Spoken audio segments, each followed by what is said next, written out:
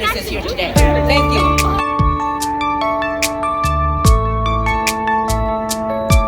Compton Black History Month at the city of Compton, California. This gentleman right here, Peter Boquette, city of Compton's finest.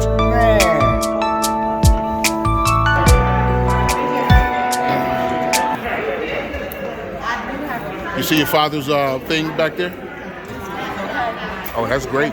I got to change the ads and stuff for their traveling thing, but I guess that was good enough for this. The only part Miss Jackie Venters. You don't hear nothing like, why would it do Bowers is our president today. So his assistant, his liaison, Alicia is going to be speaking on his behalf. Thank you. Okay. We should have done popcorn this time. Well, that's why I thought the kids zone the 3rd District, City of Compton. My name is Alicia Thompson. We thank you all for coming out. This is an amazing feat, great joint effort, and this is wonderful to celebrate Black History Month with the residents of Compton. So again, on behalf of Councilman and Jonathan Bowers, we welcome you, enjoy each other, and have a blessed day. Okay, again, you guys, please visit each other, get to know each other, find out what everybody is doing, because we have a lot of vendors here, definitely from the city of Compton, and we want to make sure that we can actually, like the councilman said, keep this money circling around here in the city. Hey, I'm gonna tell you. Now, This is part of Compton's history. Let's get ready to speak. They tell you the story. But one of their sisters, his sisters rather, was the first African American queen at Compton High School in 1960. Somewhere around there. Could have been 59. 59, see there? 1959. The first African American queen at Compton High School. And you know, during that time, you know, Compton was majority Caucasian. A lot of my wonderful brothers and sisters who are white. Amen. So let's go now. Come on, y'all good. Take it on. I'm gonna give you this mic. You guys, I'm gonna give you the other mic.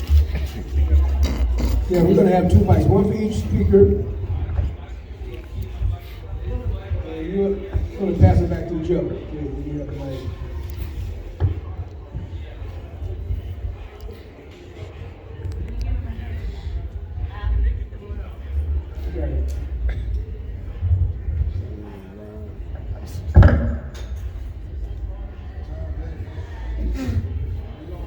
They say there's more than one way to skin a cat, huh? There you go. Hi, good afternoon, everyone.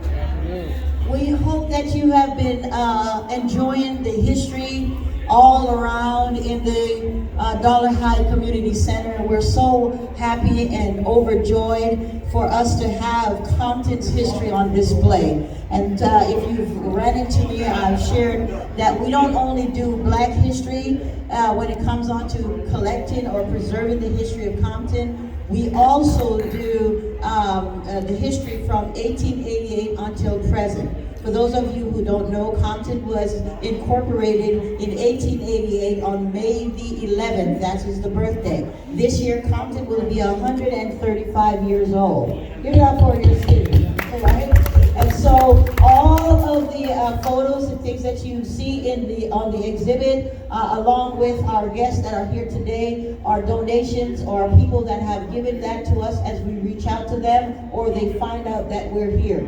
We want to collect as much as we can. I'm not going to go into everything right now. I'm very passionate about the work that we're doing here when it comes onto the Compton 125 Historical Society, because listen, when an old man dies, the library is burned to the ground. That history is gone. And the young people that are coming up, they will not know who was here and who did what. So we are very, very happy and pleased that you're here to take it in. Now I'm going to get Mr. Hicks to start the questioning. Thank you. Thank you for giving up to our Chief Operating Officer, Pauline Brown.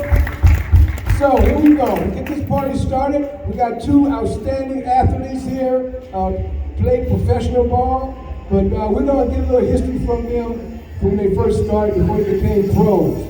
I'm going to, first of all, I want to introduce, I know it's been introduced before, but I want to do it my way. So, Marvin Lawrence Fleming. And I didn't know your middle name was Lawrence, but Marvin Lawrence Fleming is one of our keynote speakers today. Raise your hand so you know who he is, okay? And thank you so much, Marvin. And the other professional that we're going to speak with is Mr. Bobby the Jet Smith. Raise your hand. Okay, so now you know who they are. So the questions I'm going to give you, gentlemen, it's going to be, I'm going to go back and forth, okay? But we're going to talk to we having a black history here, but Johnny from General Services here, he know more history than most people that live in Compton. When did you get to Compton? And went to school with a lot of people. That's the two people on the panel. He went to school with one of them, their brother. When I was in 7th grade, how's that sound? Sounds good. I went to Walton Junior High School. They had just built the junior high school there, so I had a chance to go there. So you went to Walton.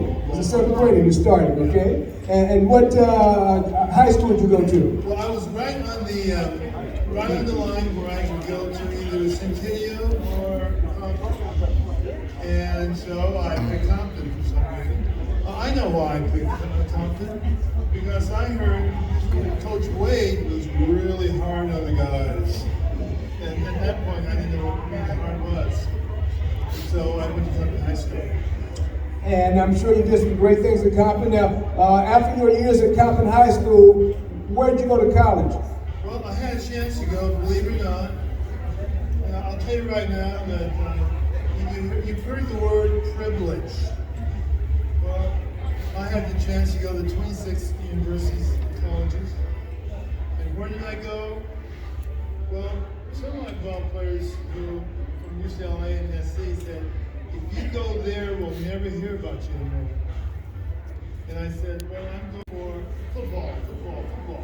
And this one school said, you come here, we'll get you $1 million education. I said, wow, that's what I want. So, are you ready for this? I want to tell you Utah. Hey, Utah. And everybody says Utah. But I had a great time there. I was on the Olympic committee for that skiing. I was a student body, writing for student body president school. And it's a Mormon state. So I was in good shape. I was a Mormon. So I was there. Fantastic. And okay, now before we pass the mic over to Bobby, I want to ask you, when you left Utah, first of all, who did you get drafted by, and what team you get drafted by, and how long did you stay there? Okay, in college, I found out that if you play good football, you get paid. I realized that if you play good in high school, you get good grades, you can go to college. So I tried to get good grades and tried to get a scholarship, and I got that. So then they told me, if you play good football, you get paid. I said, paid? I like that. So I played good football, and then I went on to play with the Green Bay Packers. Green Bay Packers. See, folks, didn't I tell you? Johnny knew that answer. Got a few over here. All right. What I did was, they had two drafts at the time, the AFC and the NFL draft. The AFC draft like a week or two before, and then the team that drafted from that was Denver Broncos. So Denver Broncos says, we signed him. They put it on the AP wire. Does anybody know what the AP wire is? Yes. Okay, we got some other people associated Press. So anyway, what happened was, they never told me, nobody ever called me from Denver.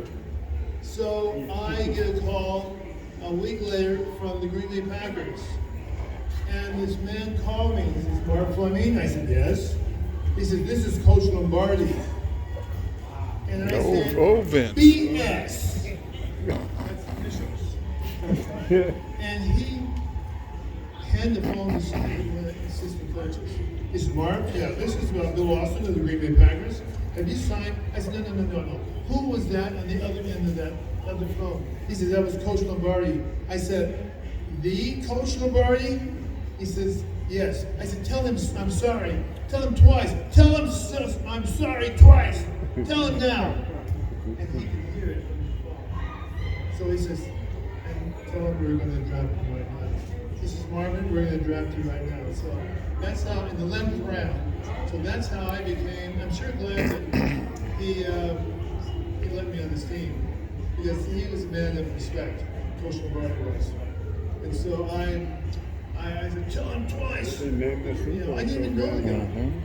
Tell him twice. And it was the best move I made in my life. Wow, and man, and we're gonna learn a little bit more about your professional career at Green Bay when we come back to you. But right now, I'm gonna turn the mic over to our Chief Operating Officer, and she's gonna ask Bobby Smith some questions. Right, are you guys enjoying this already? Yes, straight out of Compton, right? So Bobby Smith is a very interesting person, and the reason why is because he's been around for quite a while, and a lot of people don't know about Bobby Smith, right? So we're glad that he's here today. So Bobby, we want to know something about before you got into professional ball, and just a little bit about how you grew up, where you grew up, your family. If you could share that, any interesting things that you would love people to know about. Okay, I guess before Compton was San Pedro, and I don't know if there's anybody here old enough to remember when there were projects. There were 3 sets of projects in San Pedro: Western Terrace, Dining Homes, and Channel Heights. And these were places that low-income families lived. My father was a longshoreman. My mother worked for Starkist Tuna, fish cannery. And before we moved to Compton in 1953, I went to junior high school in San Pedro, and mostly I participated in athletic events at the San Pedro Boys Club. I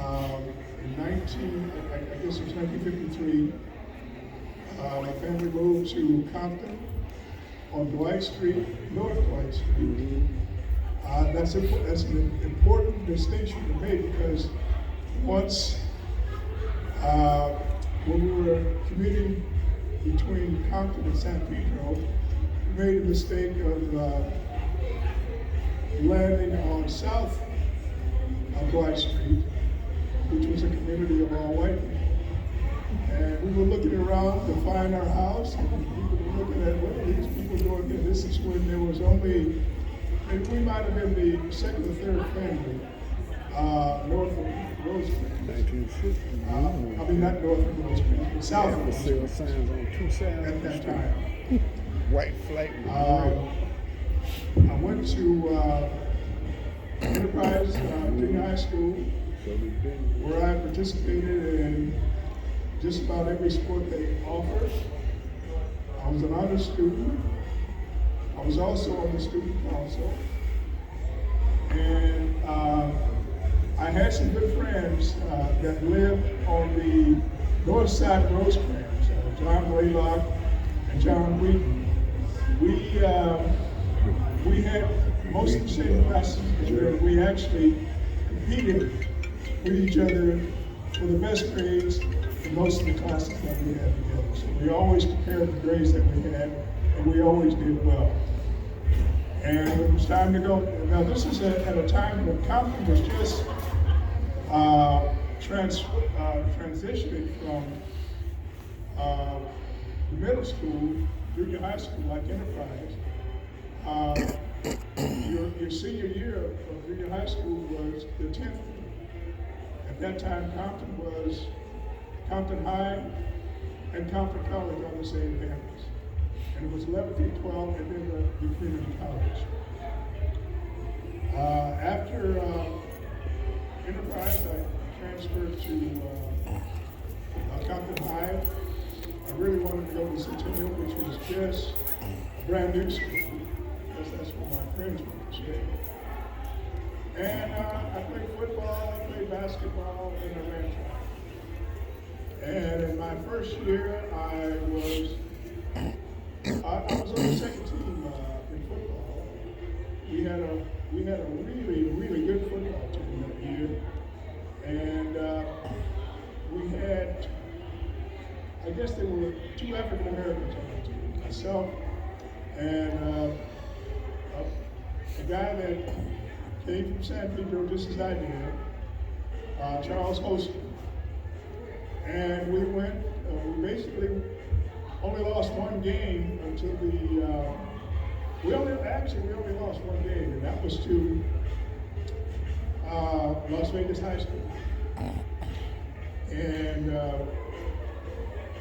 that was not something that was in the California system.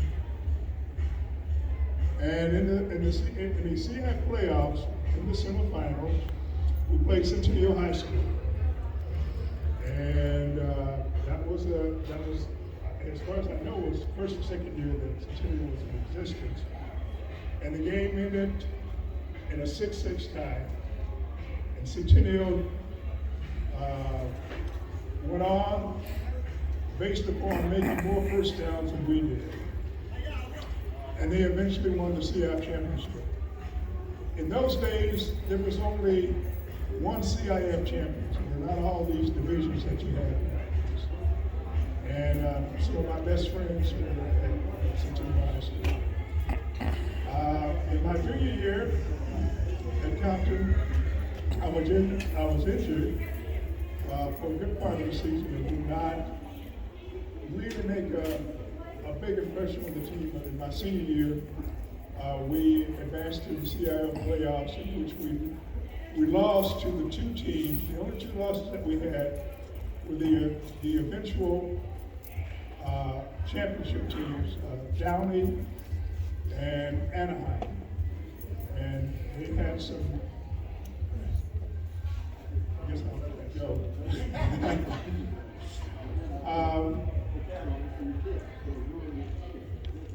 I've sort of lost track of work. Anyway, at Compton High School, I was on student council.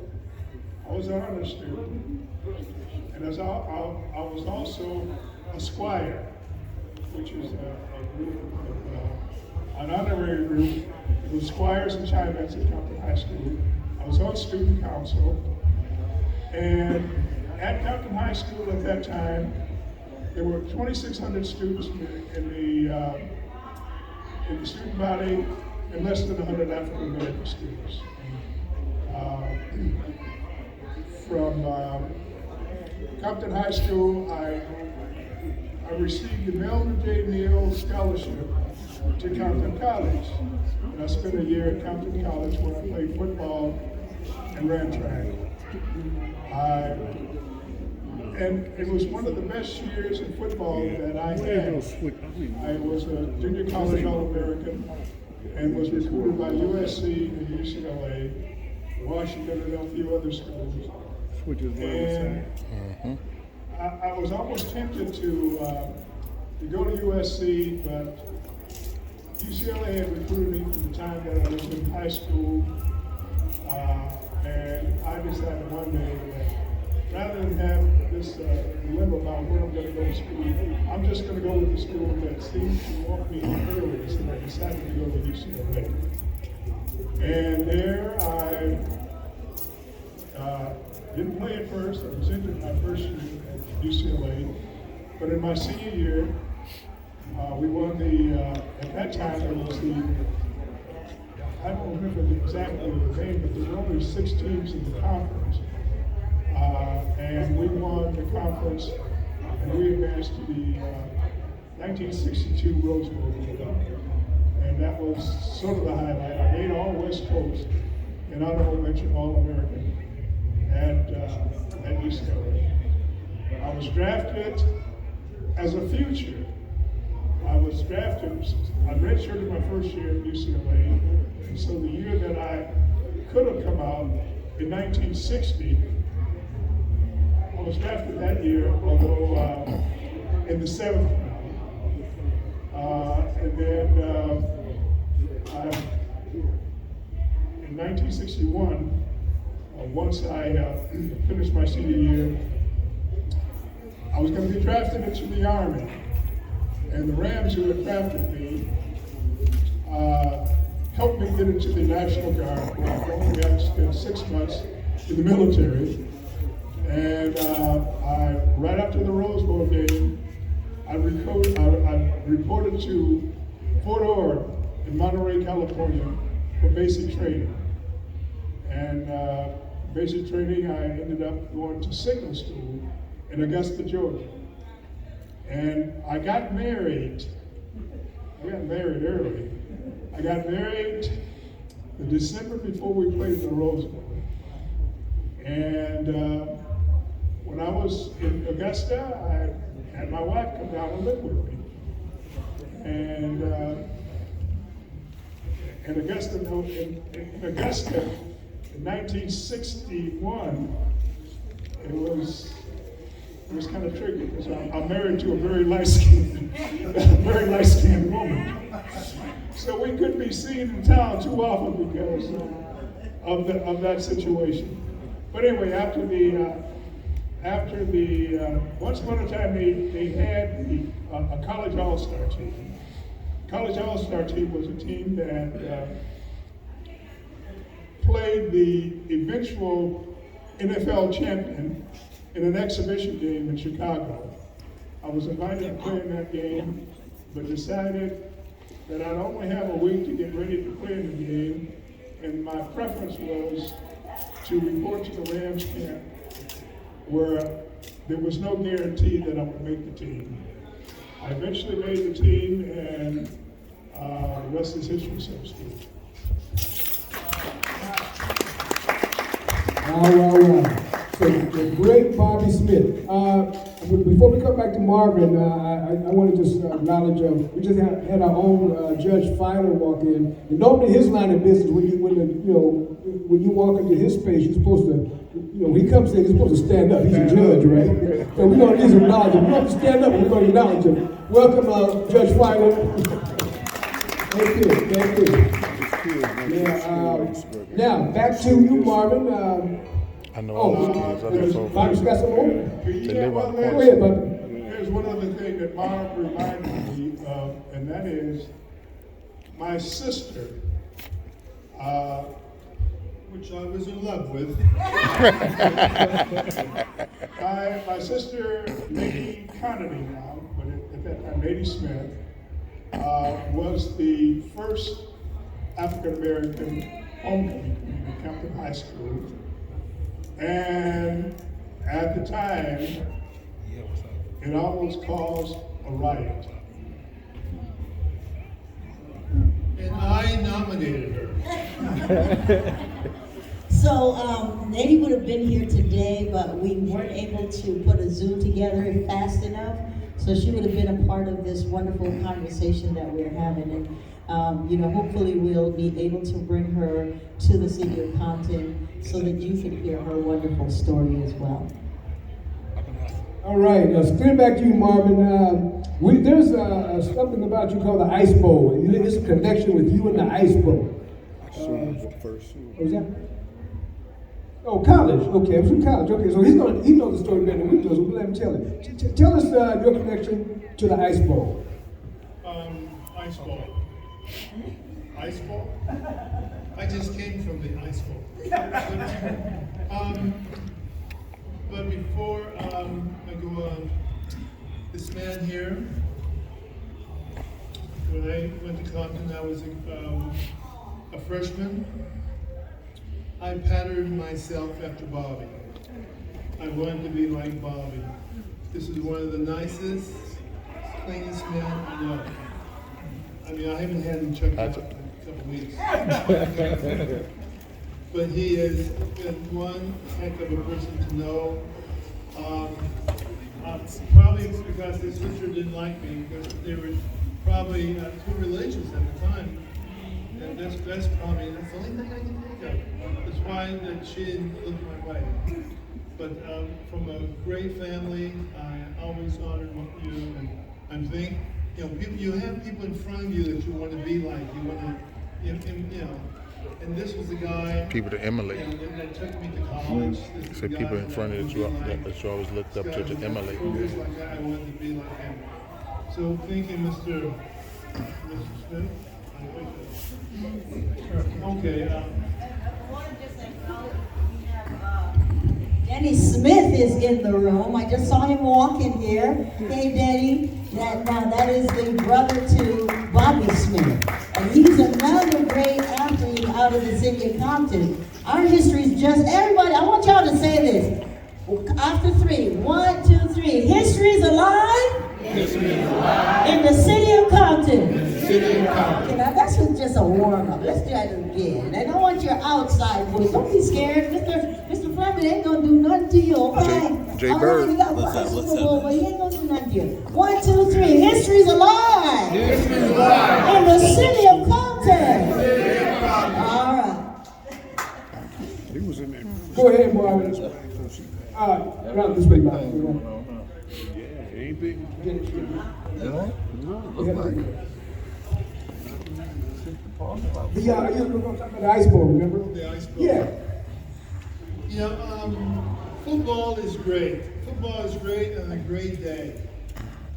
And when you get up into He going on the stage. the higher ranks of football, it becomes a job. And so playing football in Green Bay is a task.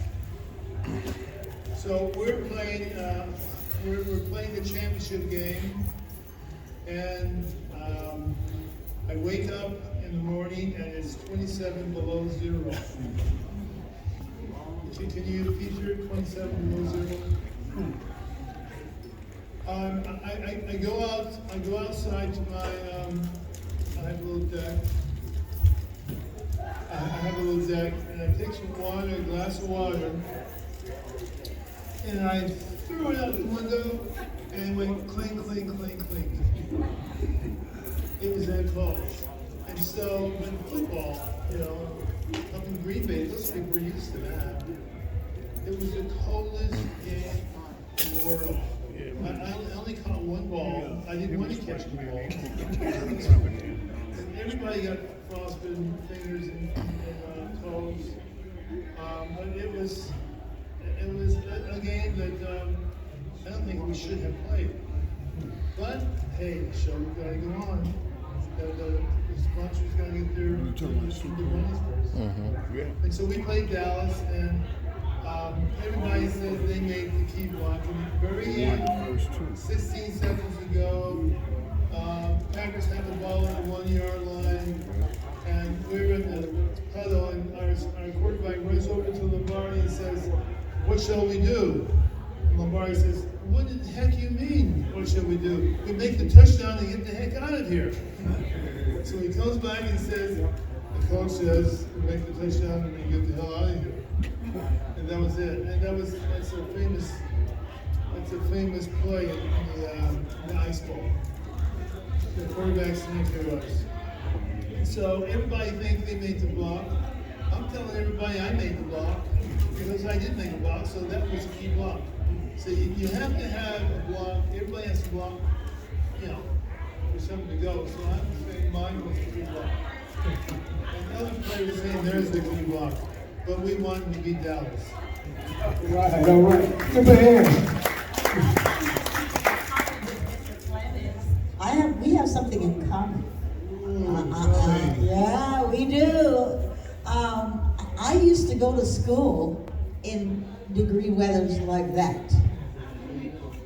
Okay? And, your nose will freeze together in seconds. So I kind of understand. I was watching the bowl last night, and I was telling my husband, I said, There is no, I would not be out there doing no cheerleading and no tennis shoes in that degree weather. And I said, the ball players didn't even have gloves on. And they were running and catching that ball like it was nothing. It's like they had summer going on under their skin. And I mean, like, just give it up for those ball players back then, what they had to go through in order to become who they are. I mean, to tell you, that is amazing for them to play in that kind of weather. So yeah, we're just really honored to have you, Mark. Now I want to bring in Denny in a little bit. And a lot of people don't know much about him, but we found out a lot of his secrets. But we know that he is one of the other greats out of the city of Compton. And so we want to just give us maybe about a minute, just tell us a little bit about himself, you know, who he is and how he's related to that great gentleman on the other side.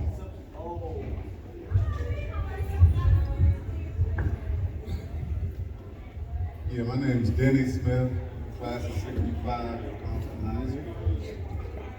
And I guess I'll go back to when we moved to Compton. We moved to Compton in 1953.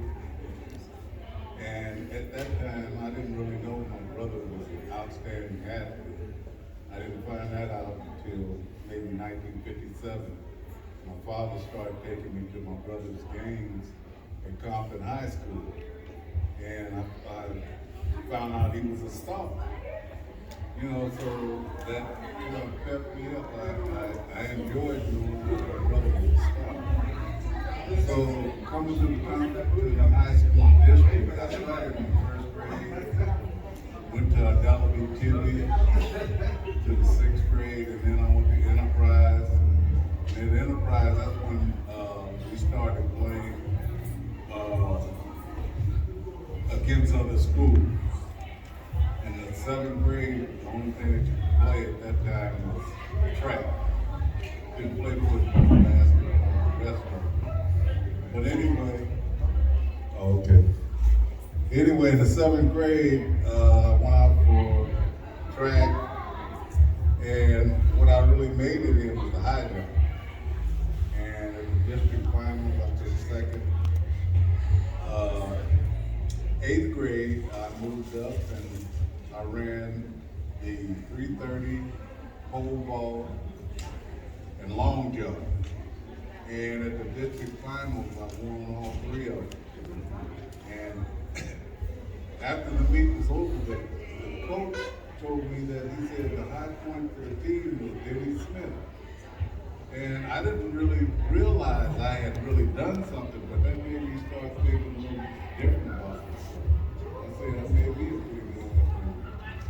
So the next year I went to ninth grade, moved up to the 400 meter, and Nicholas Parish went to the district final together. All right. Next year is high school, so I went out for football, and I made the varsity team on sophomore year. Didn't get a chance to play that much, and our team lost every game. That was class of 63. Class of 64, we got a new coach, a new way of looking at football. Coach came in and he had special plays he wanted me to run. But I did pretty good. I think I had maybe 5 touchdowns that year. And we won 3 games that year. In 65, we took Coast League in 65. We beat all the teams that was in Coast League at that time. Compton, Centennial, Dominguez, Linwood, Paramount, and Warren. That's my football. In track, when I was my manager here. I just I traveled broke with the team. the long jump. My junior year, I moved up to quarter mile, 100, long jump, and relay. At CIF, my junior year, I took second in the 400 meters and took fifth in the long jump. And moving on to my senior year, the long jump was the only thing that I really came out outstanding in. And I took CIF in the long jump, 65, and went to state. Took second. That's basically my athletic career at Compton High School. Fantastic. Give Dean Smith a hand, y'all. Marvin, pass the mic to Marvin. Can they speak a little louder? Well, yes, ma'am. We'll do. Got you. My high school was fantastic. Yeah, I was in love with his sister. She had two brothers. Played football. I couldn't play varsity because I'm too young. So, but anyway, I made All-American in football. And the best part about it was our team. And you heard about it. We started basketball team. We won everything. Everything. Coach Armstrong, I don't know if you heard of him, but we won our 10th year and my 11th year. We should have won a senior year, but we didn't. We were we knew we were going to win, so we went over to Glendale. And we knew we were going to play against these Caucasian guys who weren't very good, weren't very tall. We were going to wipe them off the floor. What happened was they had this little guy about 5'8", and he stood out by the half court in the corner, and they would fake the ball in. We all jumped on the guy who was going to come make a layup, and they passed it out to the little guy, and he netted it, net all day. We went home crying. They beat us. They beat us. So that was, and I went to the state too. I jumped 6'8", doing the Western Road. Yes, I was a transfer too. So, and I liked football. One of the things I did, and this is the type of person I am, when I was in the 9th grade, I called timeout and played right field. I called timeout, and they said, "Why is he calling timeout out in right field?" And I took out my hand and I says, "I don't like this. I don't like this." I said, "I'm better than the pitcher. I get the hits. This is not in my future." And I quit on the spot. And my mom died. It was really ill. You could have quit like after the game or something. I said, "I'm out there all by myself. Look, I can throw the ball faster than the pitcher. I'm better than the third baseman." Mom, I said, "Don't quit like that again." But it happened again. I'm at the University of Utah because I went there because I made All-American basketball and football in high school. I'm there to play basketball. So my sophomore year I played, no, not sophomore year. I went and told the basketball coach, I said, "Coach, I don't see this in my future." I don't. He says, what do you mean? I said, "I'm not the guy that will 5, 4, 3, 2 and shoot the ball and make it. I can get the ball for you, but I don't have that. It's not in my future." He said, "What are you talking about?" I said, "I'm not going to play basketball." And he didn't like me for that. So I stayed with football. Football was good to me. All right. Give these gentlemen a hand. We're wrapping up with the football players. Mr. Bobby Smith, Marvin Fleming, and Dennis Smith. Give them a hand, y'all. We're going to be switching. I get down off the stage. We're going to be switching to another sport. Yeah, we're going to bring up another athlete who is a phenomenal And we had a chance to go out a few years ago and interview him and his dad at their home. And we want to bring him up in a minute. But as soon as the gentleman here get down, we'll be bringing up another athlete in a different sport out of Compton. You okay, Jenny?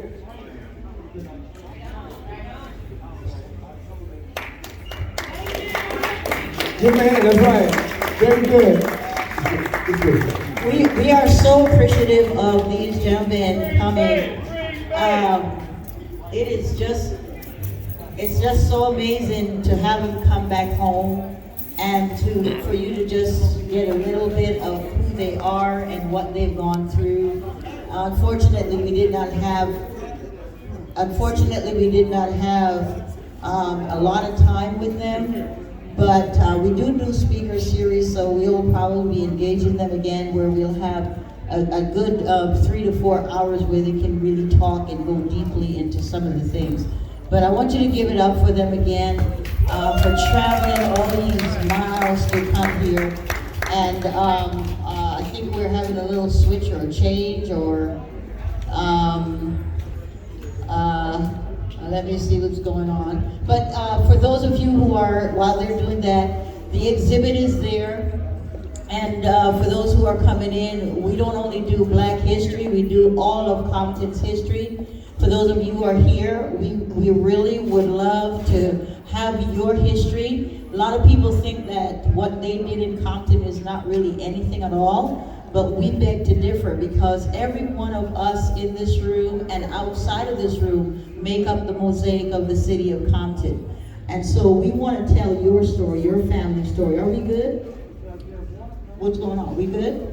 Okay, so I was just killing some time.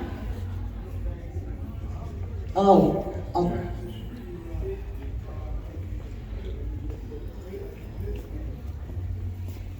Okay, there's going to be a transition. Okay, so there's going to be a transition and we'll be back with our next interview.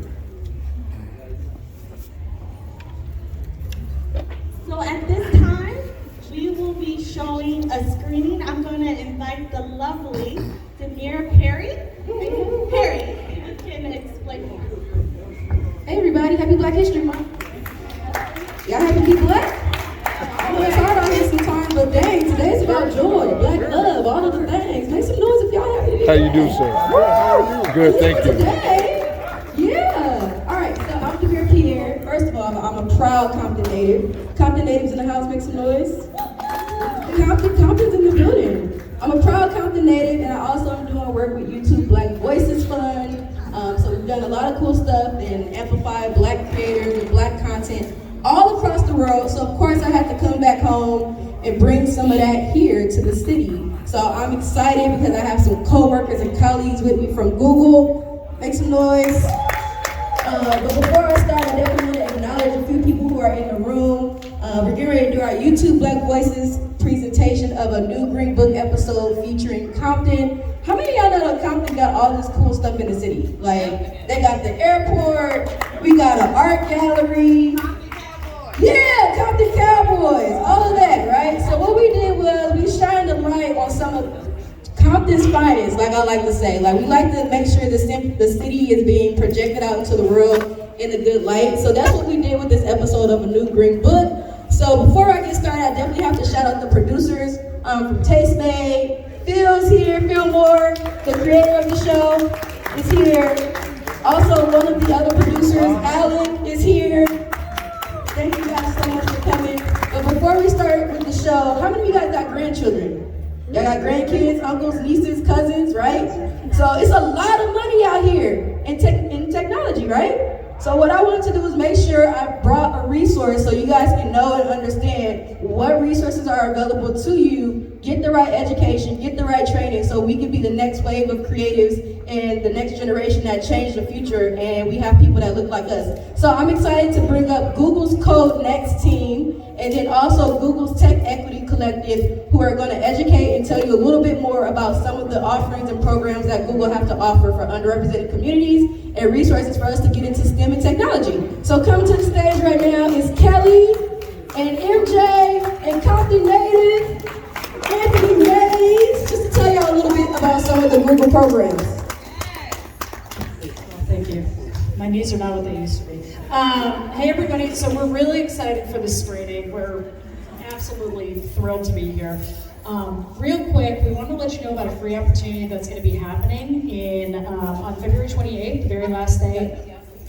Oh, I don't want to get knocked in the head by the screen. On February 28th, we are doing a free tech resume review and interview workshop at the Google Playa Vista office. So Kelly and I represent two different Google initiatives. She's for the Tech Equity Collective, which works with Black professionals. I work with Code Next, which is a free high school computer science education program for Black students.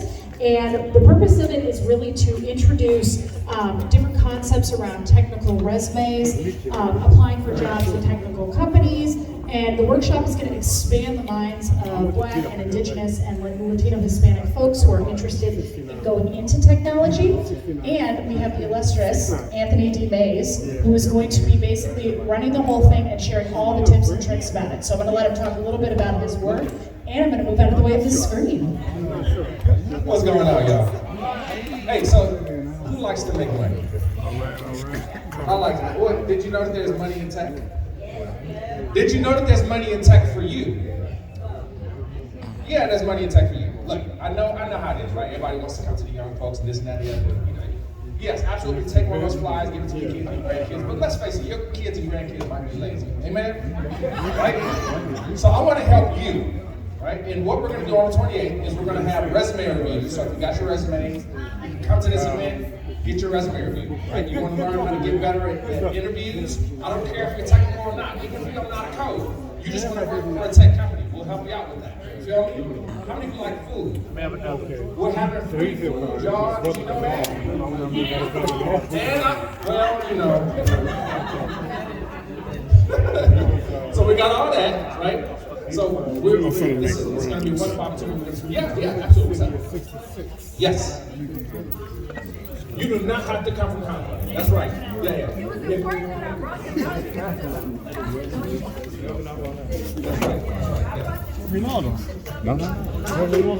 let y'all know when research start building.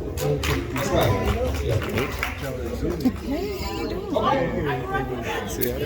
And everybody don't know me out of this uniform. Yeah. So make sure you come through, get the free food, get the drinks, get the resume review, meet some other software engineers and other product managers and stuff at Google.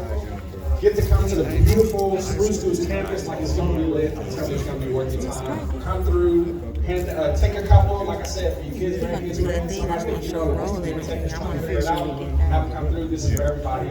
We just want to make sure you support, all right? I'm Anthony D. Mays. Look me up. Mr. From Compton to Google. Peace. And then also want to Kelly speak a little bit about the Tech Equity Collective. He was told he better fix it by Marcus. Collective is a Google initiative that helps Black professionals get in tech. We specialize in developer and engineer roles.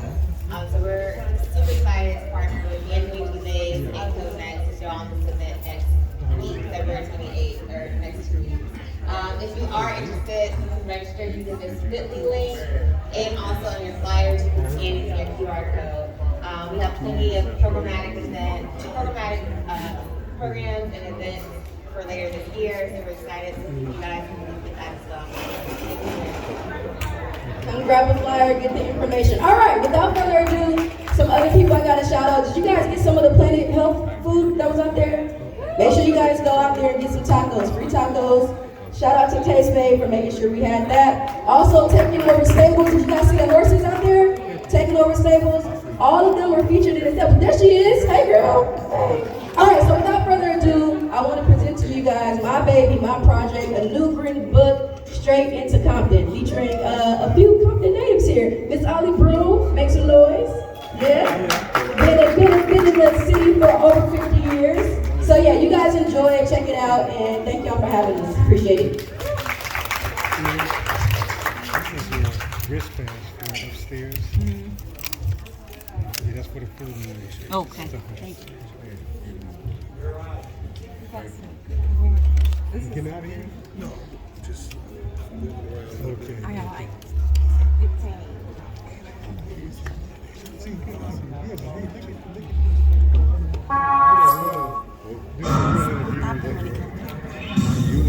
That was the craziest thing I've ever done in my life.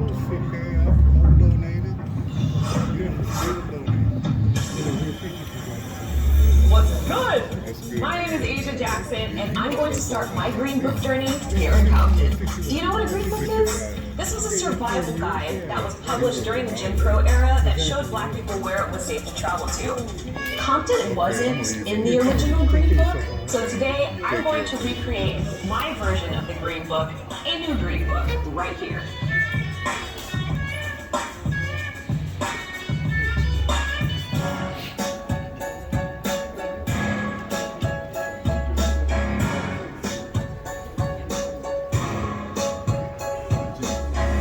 Compton was founded in 1867 and became an agricultural mecca. The city was flourishing, and in 1924, Compton Woodley Airport opened its doors. Decades later, it integrated its flight school, and now Fly Compton is a Black-owned flight school where I am starting my new Green Book journey. Oh my God, hi! I'm so excited. You guys teach regular people how to fly planes. Anybody can do it. Compton. If I can do it, anybody else can do it. Oh, there you go.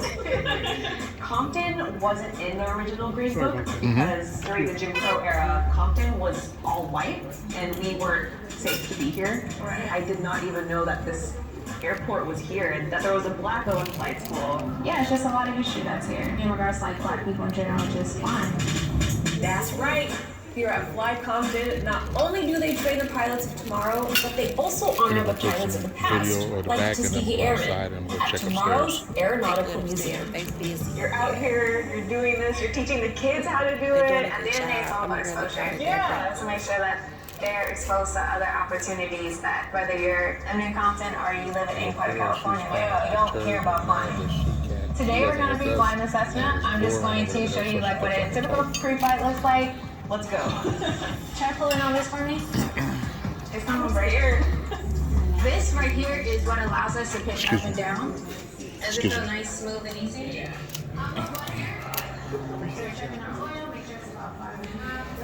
This is some of the Black history things that we have here.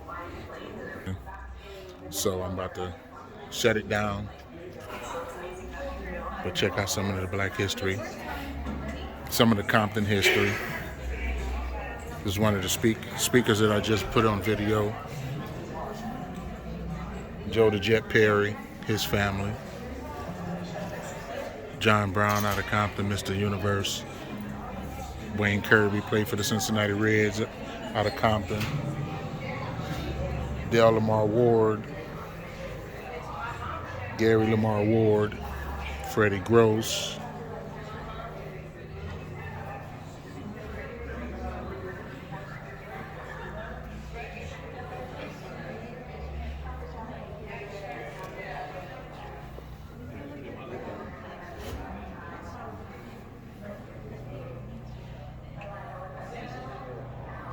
Dickie Davis.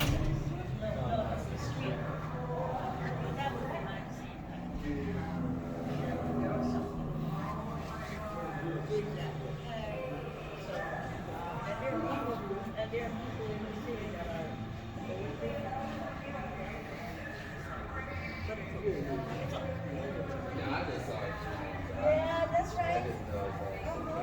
Yeah. So we are honored to have you here. Just tell people how. Yeah, he did. Yeah,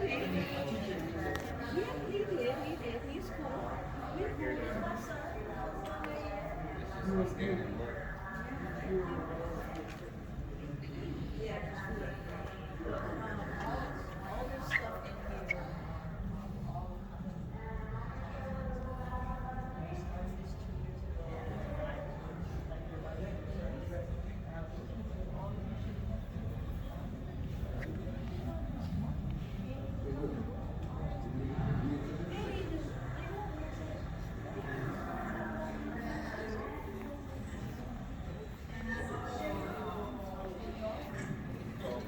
Emily Hart host Hollyfield, who just recently passed.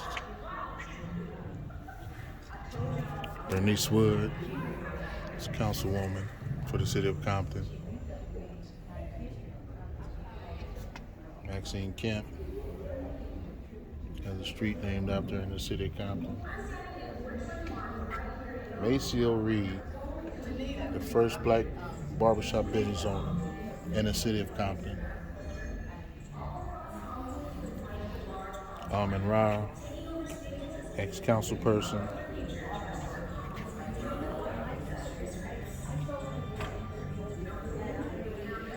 Doris Davis, first female black mayor. Adams Funeral Home.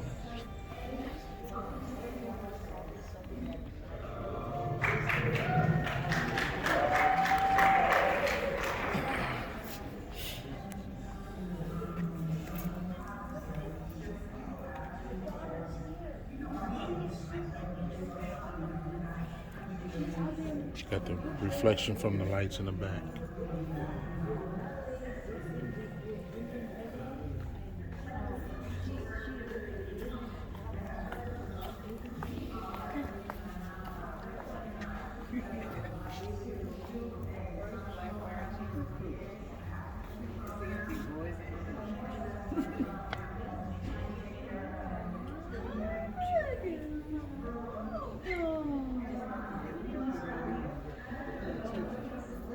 Come on now.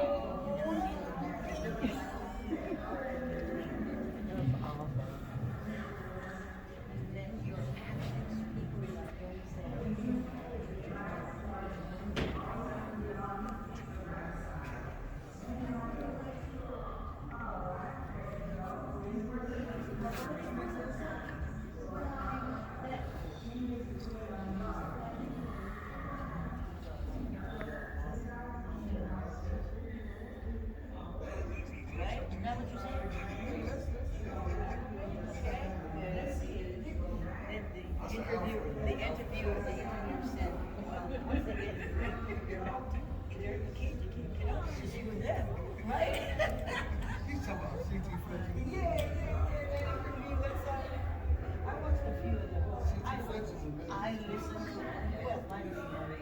well, don't worry about it. I block my ears for that.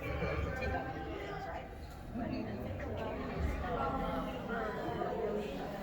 Such a character. Here's DJ Yellow, NWA, Lonzo, who gave them their first break at the skate club in Compton. Mr. Kendrick Lamar.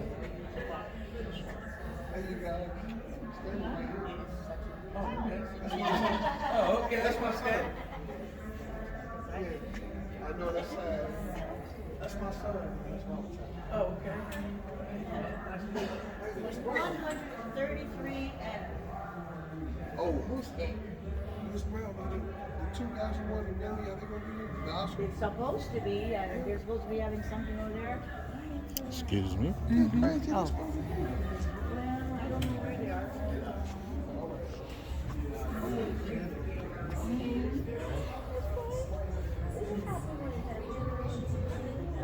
So we will make sure. This melody.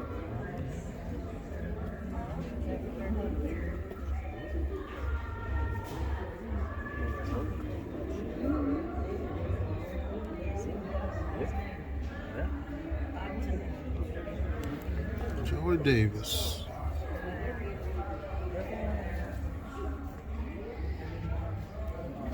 Well, I wish Imani was here.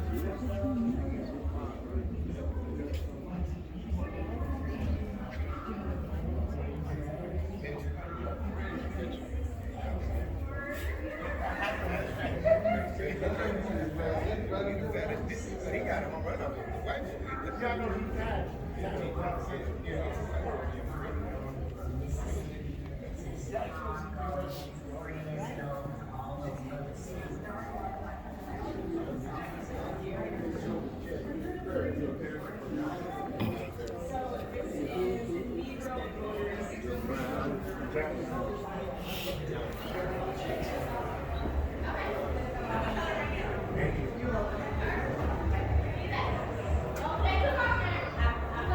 Yeah, I have your Atlantic magazine, the cover. Okay. And I'll just tell you how I feel about it. I want everybody to see it. I want everybody to see it. So what I did is after I read it, I vacuum sealed it so it won't feel dirty.